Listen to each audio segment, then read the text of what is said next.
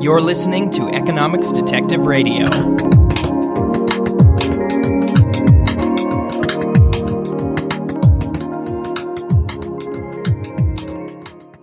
Returning to the podcast today, we have Ash Navabi. Ash, welcome back to Economics Detective Radio.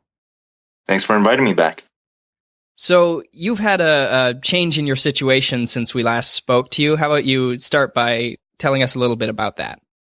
Right. So, last time we spoke, I was finishing up my BA in economics at Ryerson University. Now I'm in my first year of my MA in economics at George Mason University. That's exciting. Surrounded by all those bloggers and libertarian econ types. Yes, many of those.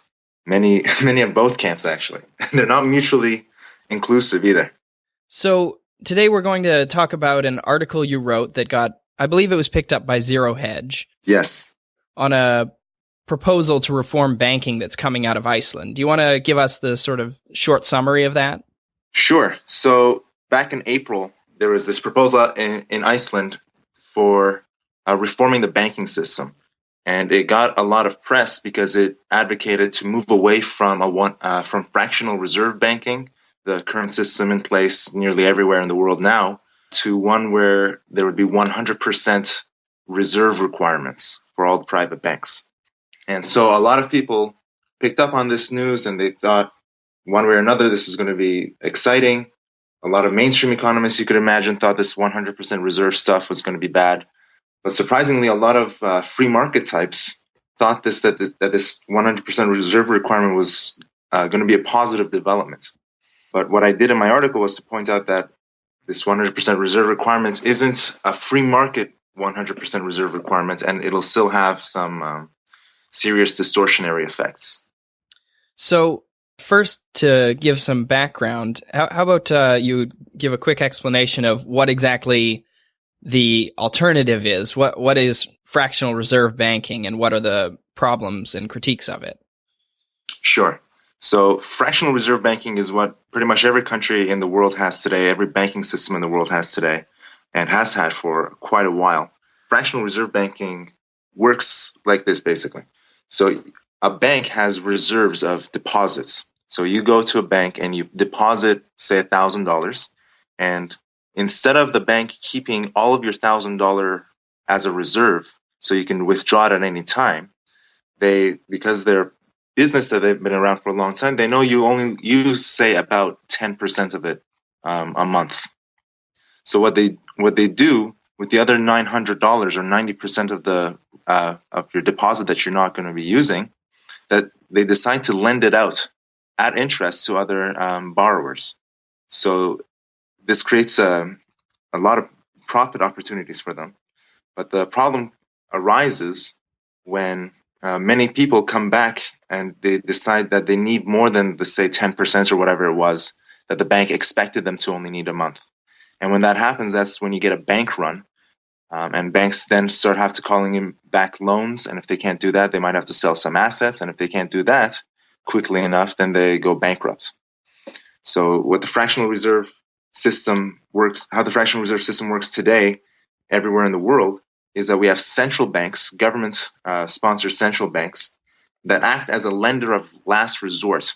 So when a bank does run into the problem of needing more money because it miscalculated how much reserves it was needed to hold, the central bank then comes in and gives them an emergency loan. So the reason that we can have fractional reserve banking as widespread as we have today is because central banks provide an economic safety net for banks to engage in fractional reserve banking. So I think it's been a known problem for a long time, this bank runs, that the system seems to work pretty well. It makes sense so long as people aren't going to demand more money than the bank has in its vault. On an intuitive level, it's like any other method of economizing on some scarce resource, only this time it's money. So, you could join a car share program where you only use the car 10% of the time and other people can use the car, some other 10% of the time. And that way you pay less than owning a car and having it sit in your driveway for a long time. only we're doing that with money. So people, when you're not using your money, it would seem to make sense that someone else should be able to borrow it and use it, and we can spread our money more ways. But money is a little different from cars. Yes. So the biggest difference is money is the most desired good in an economy by definition, the most saleable good in an economy by definition. So interest rates are determined with money prices, and investment decisions are based on interest rates. So what fractional reserve banking does is that it lowers interest rates. And this a lowering of interest rates has two signals for consumers and for investors, or savers and for investors. A lower interest rate tells savers that they should save less because they're getting a smaller return on their savings, right? So if you could get 10% by saving at a bank, you would save more than if you only got like 0.001%, right? As normal in most places now in the Western Hemisphere. But it has the opposite effect for investors. So a lower interest rate means investors should be borrowing more and investing in longer term projects. In a free market, lower interest rates means people are saving more than they are consuming, right? So if you are saving a lot, it means you're not consuming in the present as much as you would be otherwise. So this tells entrepreneurs to invest in long-term projects to provide goods and services for consumers in the future. But when you have artificially lowered interest rates because of fractional reserve banking, then because people are still saving less than they otherwise would be, that means they're consuming more in the present, and they're going to be consuming less in the future.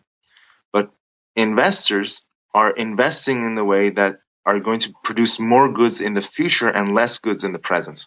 So we have this mismatch, this intertemporal miscoordination, as they say, between what investors are investing in, the types of goods investors are investing in, and the types of goods consumers and savers want. So the first story you told, where just the banks lend out a lot of the money and then people come back to try to get it and you have a bank run, that's a fairly standard story that every economist would agree that's a problem. And so the solution from the mainstream has been, well, we should have deposit insurance and we should have lenders of last resort and we should do what we can to prevent these runs. But this second story you told about the mismatch between savers and investors is really a real economy story where there are real investments being made that don't align with people's underlying preferences. And so just stopping the bank run, which would be the sort of the thing that triggered the, I guess, correction in prices that we would see as a crisis, a crash, recession. It's just stopping that bank run doesn't get rid of the problem of the real investments that have been made that have been misallocated throughout the economy. Exactly. And what lenders of last resorts and deposit insurance do is that they promote more of these sorts of crises because they cause moral hazard. So if a bank knows that if it lends too much money, more than its reserves, then it can get bailed out by either an emergency loan or by deposit insurance, then there's less reason for it to be frugal with its investment decisions. Right. So if a bank lends to a company and that company just kind of, maybe doesn't make a big return and maybe they don't get all their money back, then they take that loss. But if they make a whole lot of big investments and there's systemic risk and the whole thing comes crashing down, then they can anticipate, the Fed to the rescue. And so they really don't have to account for systemic risk in their business affairs because they can count on these central banks to rescue them if that happens. Yes, that's exactly it. So let's get to the proposal itself. What are the details of it? So the proposal has several details, but in my articles, I only focus on one, and that one detail is the headline grabbing one, that was the 100% reserve requirement. So what everyone thought this meant was, there's going to be a 100% reserve requirement. And so that would put an end to the business cycle story I told earlier about the mismatch in allocation of savings and the mismatch between what savers prefer and what investors are investing in. But there's still lots of problems with organizing with the 100% reserve requirement. The reason being is that the 100% reserve requirement applies to everyone other than the central bank. And in addition to this, the central bank still has the power to issue currency at will under the Icelandic proposal. So this leads to something called a Kantian Effect, named after an economist, Richard Kantian, who wrote before Adam Smith even.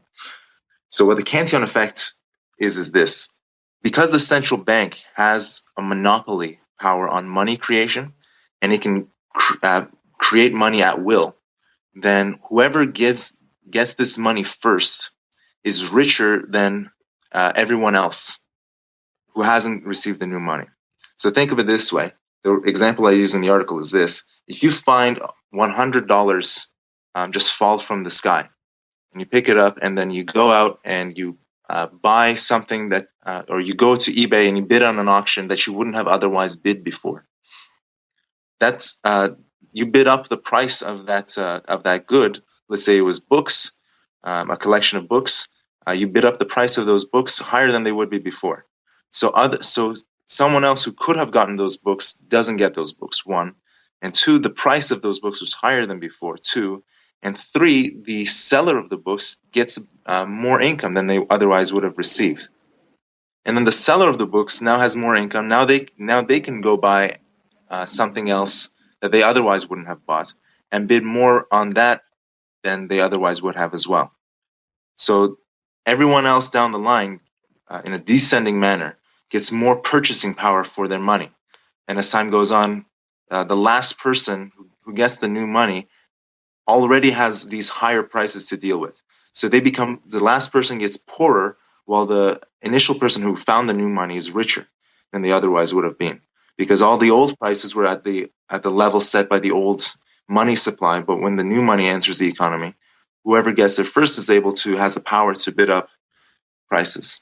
So if I'm the last person, then in that first scenario, maybe I wanted to bid on those books, but I now would have to bid against you, the first person who has all this new money, and my income hasn't changed, but the prices I faced have.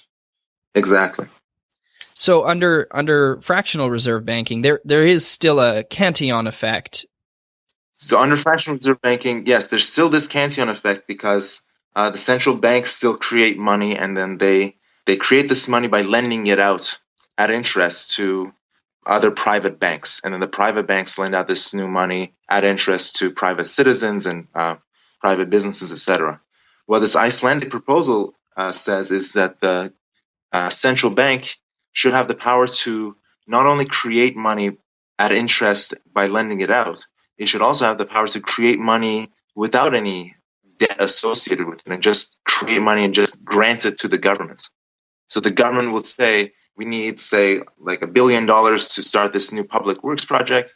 And then the central bank would just print $1 billion and gift it to the government.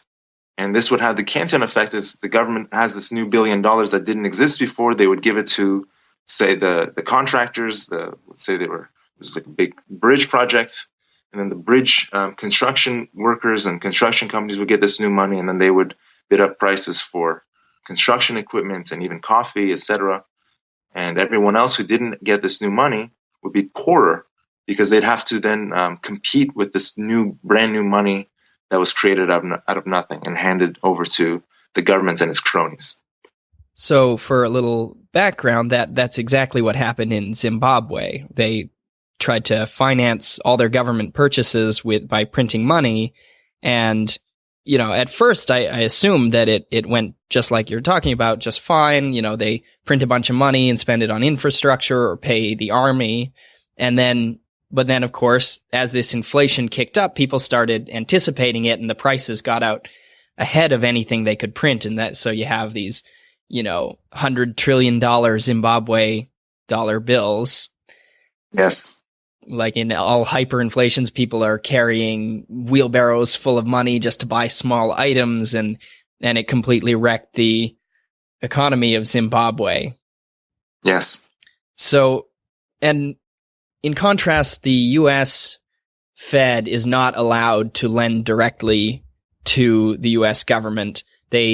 Although indirectly they really do, they just issue new money and they loan it out to private citizens, and then those private citizens can use it to buy government bonds. So they're one step removed under the U.S. system.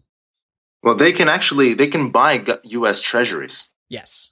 Right. So that was the part of the QE3 program. They started this program called POMO, Permanent Open Market Operations, where once a month they would buy, or I don't know how often it was, every once in a while they would buy several $1 billion worth of treasuries. But yes, you're right. They didn't buy from the Treasury directly. They bought it from Goldman Sachs and JP Morgan, etc. So Goldman Sachs would buy treasuries at one rate, and then they would know when the Fed would be in the market to buy treasuries on the secondary market. And so they would make a killing off of this. Not just Sachs, JP Morgan and Citibank, Citigroup, all these other big firms, they stood in to make a lot of money because they had access to the Fed. So how the Fed works in the U.S. is that there are only something like 17 primary dealers, which is others private banks that they have an exclusive relationship with, and only those primary dealers are allowed to buy or sell to the Fed. So you and I can't just call up Janet Yellen and say, "Hey, I see interest rates are at 0%. Can I have a 0% loan?" No, we can't do that. And when the Fed is on the market to buy treasuries, we can't sell to the Fed either. In that case, we can say, "Oh, you're buying treasuries at 2%, whereas the treasury I have now is at 1.5%. So, can you give me the difference here?" They won't do that. So under the fractional reserve system, you have this pyramiding where the central bank is the bank to other banks, and it creates money by making loans. And the banks themselves, they take those loans and they lend them out further, then take in deposits and lend them out, creating more money. And there's a pyramid, essentially, yes, of money creation. Under the 100% reserve Icelandic proposal, you would only have the top of this pyramid. The banks, the commercial banks themselves, since they can't make loans, they wouldn't contribute to the money multiplier in creating new money. Not on the traditional fractional reserve banking way, no. No, but they would in some other way. Well, there are more complicated ways that are normal under regular banking. You could still, depends how you define money. Like is a checking account money, etc. Is a regular savings bond money. So no, they wouldn't. But no, they wouldn't make money in the fractional reserve way. What Mises called fiduciary media. So what is unbacked money? They wouldn't be creating that, which is what fractional reserve banking is. So what fractional reserve banking does isn't just increase money; it increases fiduciary media.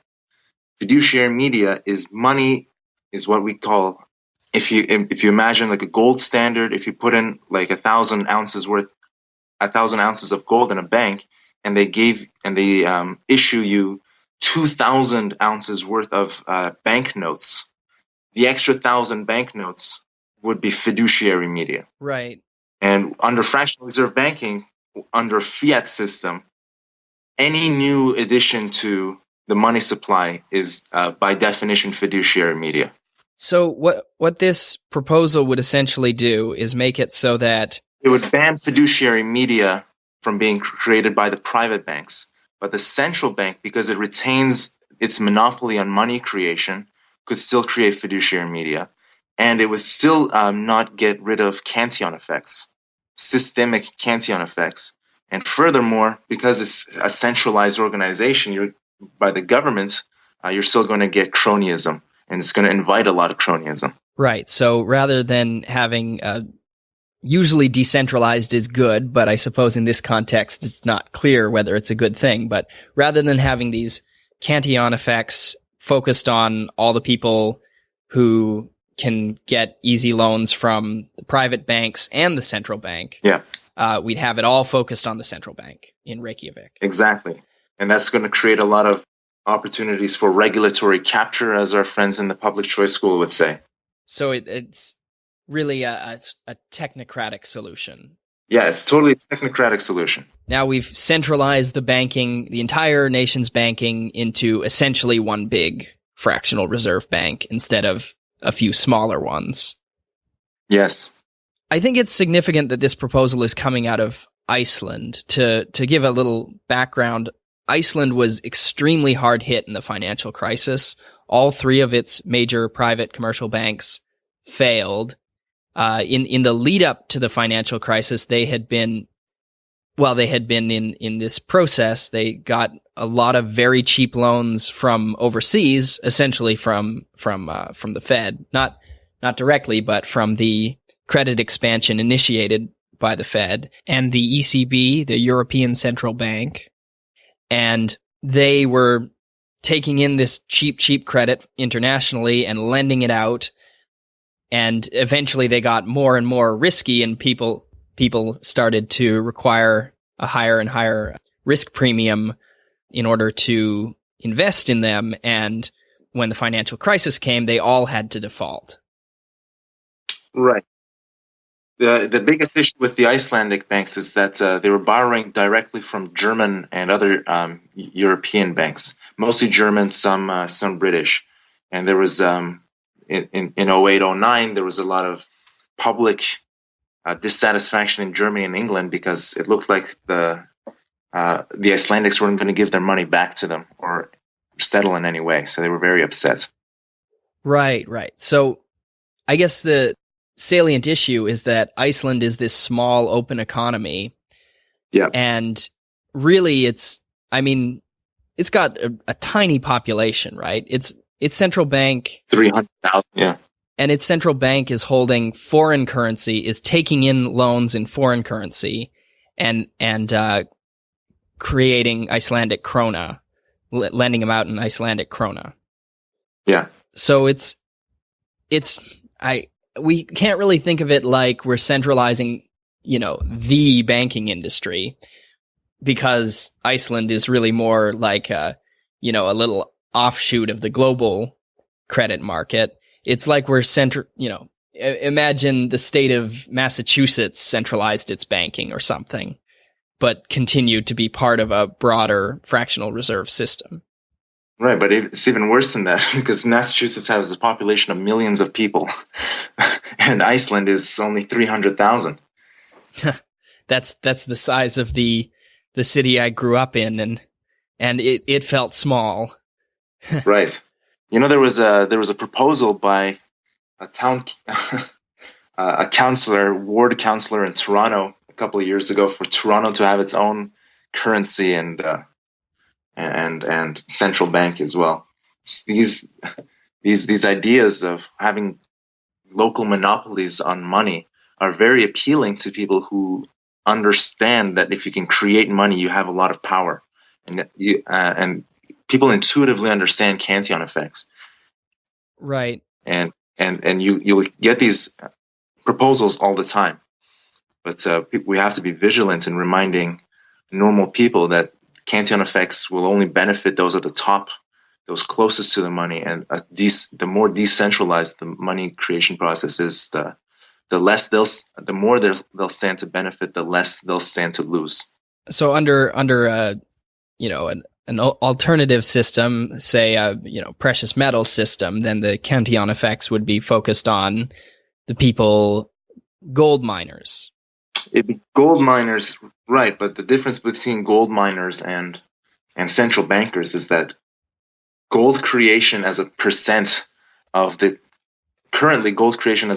total gold supply is tiny, whereas the Fed itself has doubled or tripled the money supply just since 2008. So there would still be a Kantian effect, But it'd be much more distributed. It'd be distributed globally, and it'd be much, much, much smaller. Okay, and so presumably that would create much smaller real distortions in the economy. Yes, quite likely that the rate that people lose gold or they destroy it somehow or use it in like industrial processes is quite likely that those balance out, right? Because gold has multiple uses. So as people create new gold and people use it for jewelry or for industrial purposes, or people lose it at, I don't know, ship sinks or whatever, and versus the new gold that's created, it's possible that it balances itself out. Whereas under a fiat money system, it's inconceivable that the central banks would have enough restraint to only create as much money as the old money gets destroyed. Right. Why even have a central bank if you're not going to benefit somehow? Exactly.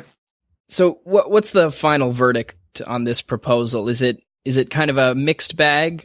It would seem to reduce credit expansion at least a little bit. It would definitely limit credit expansion, but it would create a lot of cronyism. It would create a lot of Kantian effects. It's hard to say whether it be net positive or negative. That's my overall judgment. It's not clear one way or the other. That's always a fun conclusion. Yeah. Yeah. The better conclusion would be to get rid of central banking and fiat money altogether. That would be the first best solution.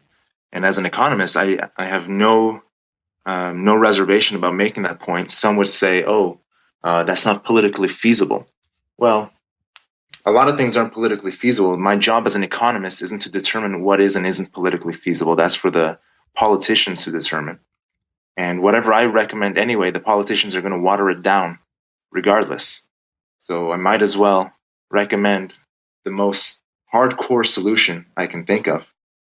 Or not hardcore solution I can think of. The truest, the best case scenario, I should propose that, and then the politicians can do with that whatever they want. And then it's out of my hands. But if I'm already proposing, let's have a cronyist system, and then they'll just figure out a way of making it more crony. I kind of want to come back to this point about Kantian effects. Why are they're not totally accepted by the mainstream? Do they depend on a special assumption, like I guess adaptive expectations? Well, it's not so much adaptive expectations. So Kantian effects rests on the technical term in mainstream economics is non-neutrality of money. So in mainstream monetary economics, money is typically assumed to be neutral. So if you double the money supply, then prices will double, etc. And people basically assume in their models that whenever there is a monetary increase, that it's as if the money was distributed by a helicopter drop. That's the metaphor that they use. But the Austrians, because we believe in a system of economics that's causal and realistic, an approach to economics that's causal and realistic, then we reject this helicopter drop hypothesis or assumption, and we look at the real world, how it functions. And how it functions is people create new money in certain locations, and then they distribute it to certain specific individuals. And that they can't and then we analyze it that way, and then we realize that can't possibly have a neutral effect. There are definite wealth effects for the people who get it first. They become richer because the rest of the economy, the prices haven't adjusted yet. And the people who get the money last, they're poorer than they otherwise would have been. There's so writing also, or I guess maybe a little after, around the same time as Richard Kantian, there was David Hume, and he had a sort of hypothetical where he said, what if the amount of, you woke up one morning and the amount of money in your pocket and everyone else's had doubled? Well, right. Your wealth wouldn't have doubled because, of course, everybody would go out and try to spend this money and the prices would simply double. But Kantian has a much sort of more nuanced story where he talks about he says, okay, well, that's not, yes, in that special case where all the money, everyone's pocket has twice as much money in it, then you just have this sort of level, rising tide that lifts all boats and the prices come up and there's no difference.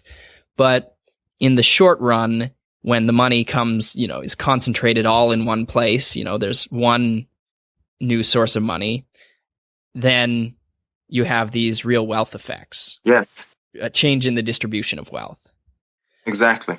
Incidentally, I'm, of course, I attend seminars on monetary I'm a grad student as well, and I keep abreast of what the new developments are in monetary economics.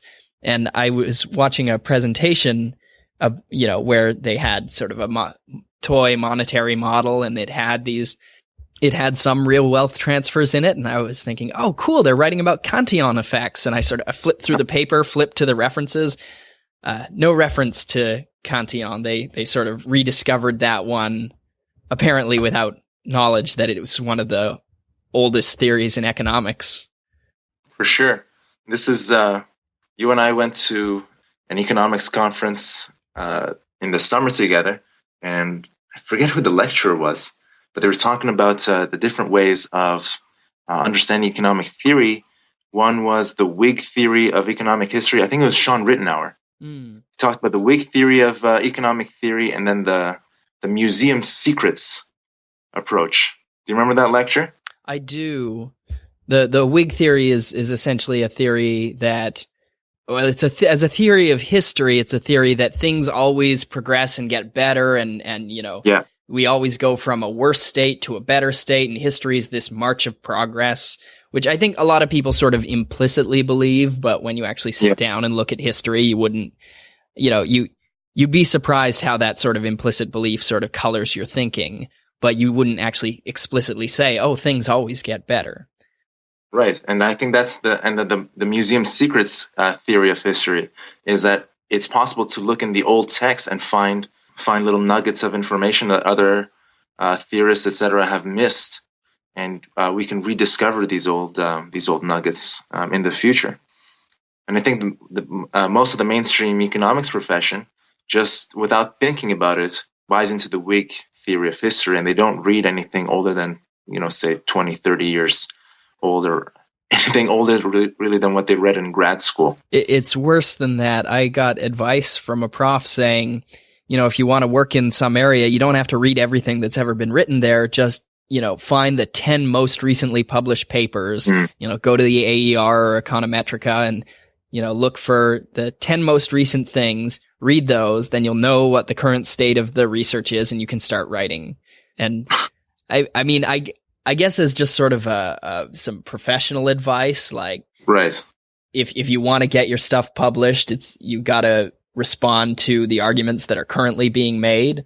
Although I suppose you might want to go to working papers because the publication process, there's a significant delay. If they've already been published, then it's the debate people were having 5 years ago.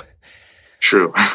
That's a problem with economics publishing, how long it takes sometimes. Yeah. The sort of current debate happens in the blogosphere, and the published papers are more like a medal of achievement, like, hey, you had a great argument 5 years ago, and now it's in this journal and it's on your CV and it counts for tenure.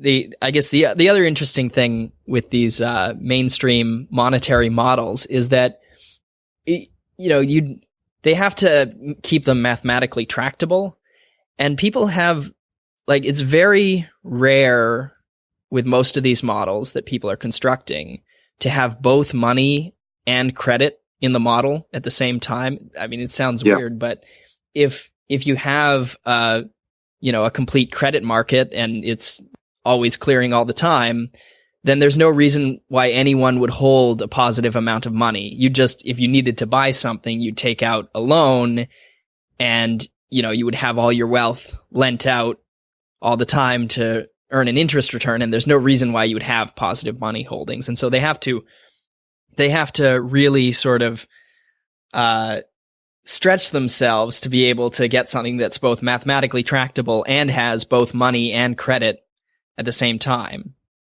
So it's kind of, I've given some thought to trying to tell the Austrian story in mainstream terms, and the great difficulty is that this requirement of mathematical tractability makes it really hard to tell a complex story with so many moving parts.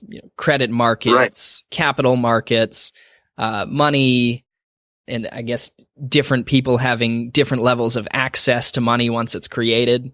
If you assume a central clearinghouse style market, then that all goes away. But if you don't assume a central clearinghouse style market, then you add vast complexity.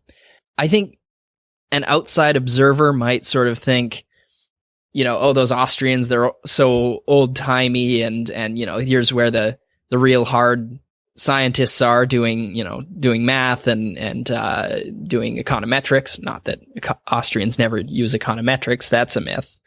But it really is that the mainstream doesn't really have, by tying themselves to this mathematical way of telling stories about the world, they've limited themselves. They're limited based on their ability to solve the math, right? If it's not right, if your theory is too complex to be mathematically tractable, then you simply can't tell that story.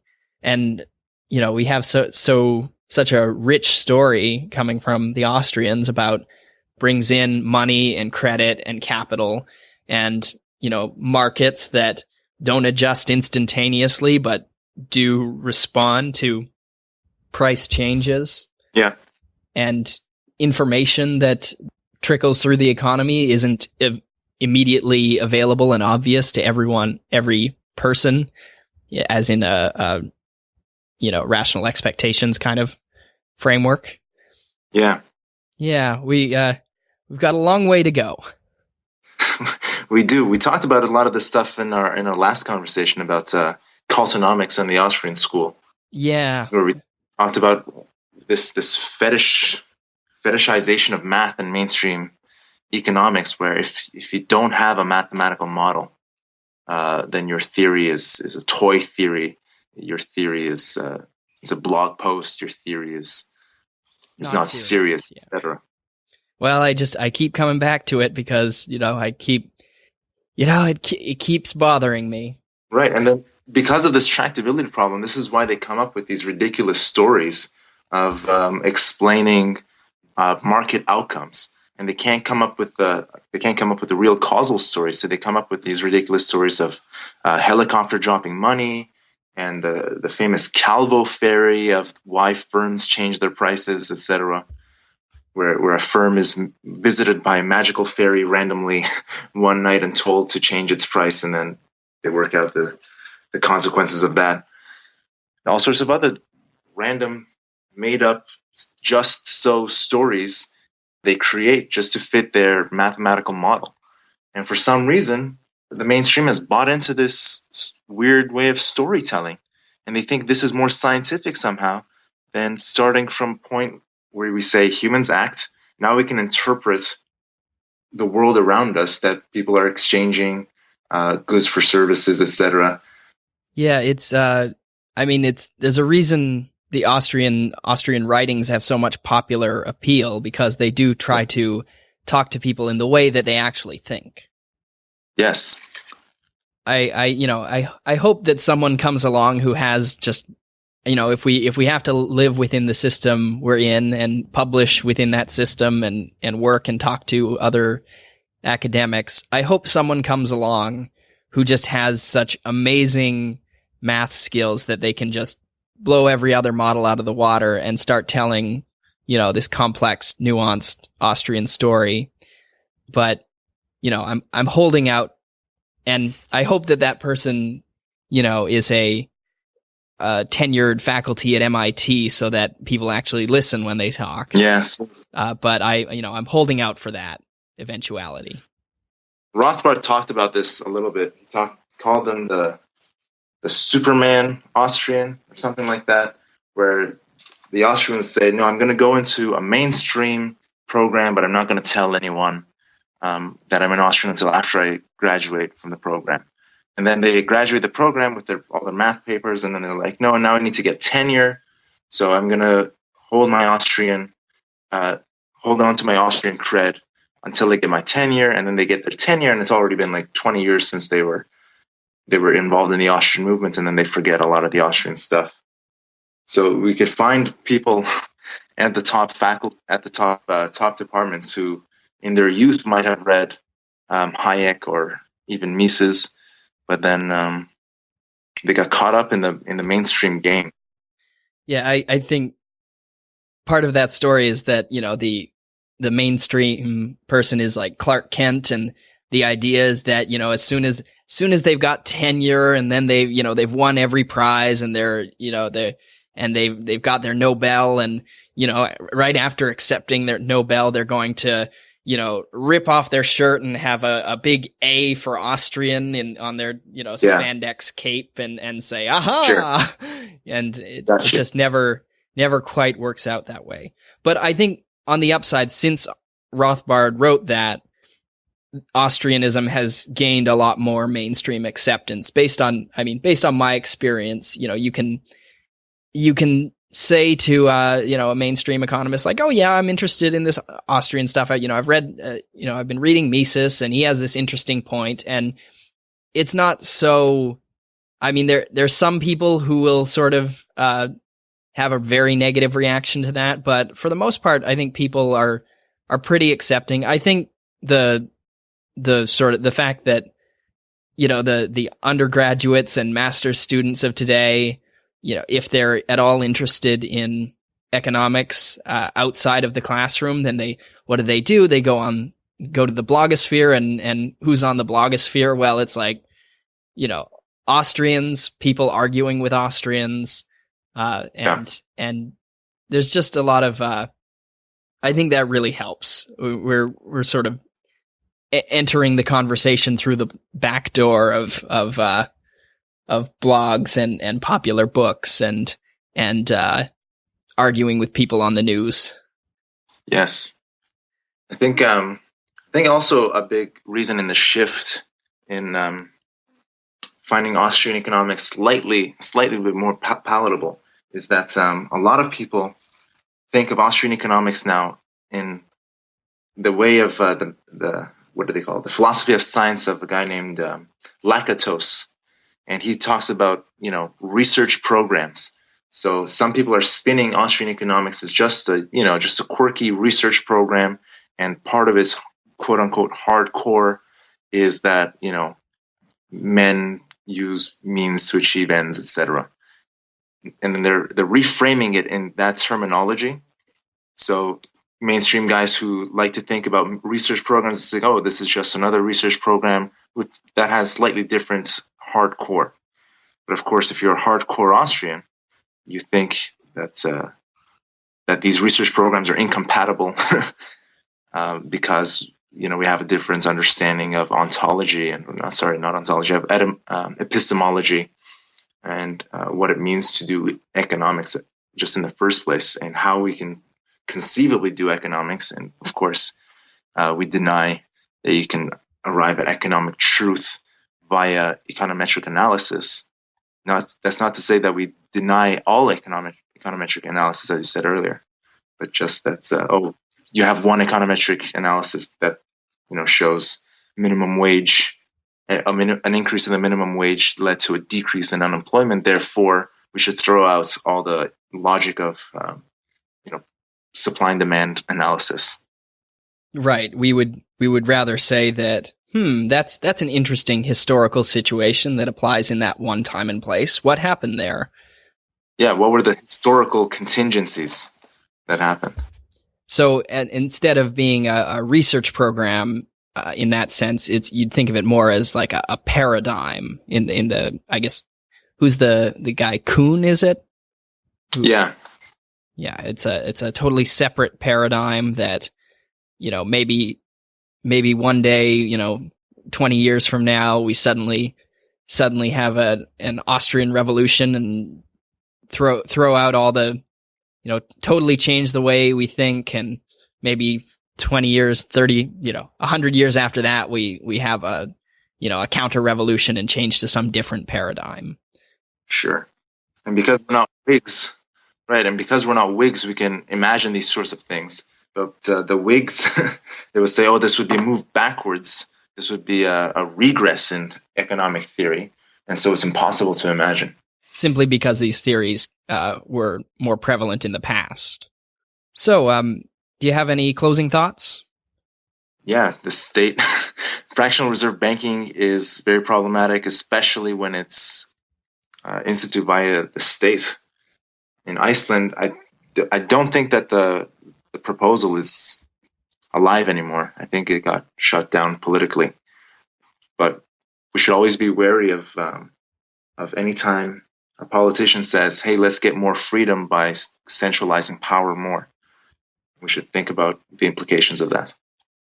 Also, read more Kantian. Yes, everyone should read more Kantian and more economics from the past in general. Yes. Should know our own history. Ash Yes. Navabi, thanks for being on Economics Detective Radio. Thanks for having me.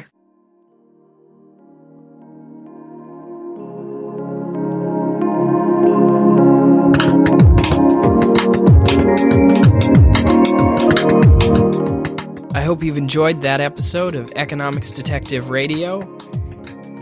I'd like to thank my newest supporter on Patreon, Monica. Monica and my other supporters get access to my exclusive, I call them my afterthoughts episodes, where I take about 10 to 15 minutes to discuss the episode and any themes in it, anything that I thought of after recording it. You can get to that by going to economicsdetective.com/support and clicking on the Patreon link. Patreon, by the way, is a service that allows you to make recurring donations. In this case, every episode. So you could be $1, it could be $5, and you just give me a little bit more support and a little bit of incentive to release episodes more frequently. I know that if you're listening to this, then you're interested in economics, and so, of course, you can see how a few dollars on the margin, when I'm evaluating whether to make a new episode or, work on a paper or some other sort of thing I have going on, well, a few dollars helps. But what really helps is just letting me know that you are out there and you are listening and you appreciate the show. That is just so great for me. So any donation, no matter how small, lets me know that you appreciate what I'm doing. So thanks, Monica, and thanks to all my other Patreon supporters. If you're listening to this through a web browser, I encourage you to subscribe via iTunes or Stitcher in your favorite podcatcher. You can find links to that at economicsdetective.com. Until next time, thanks.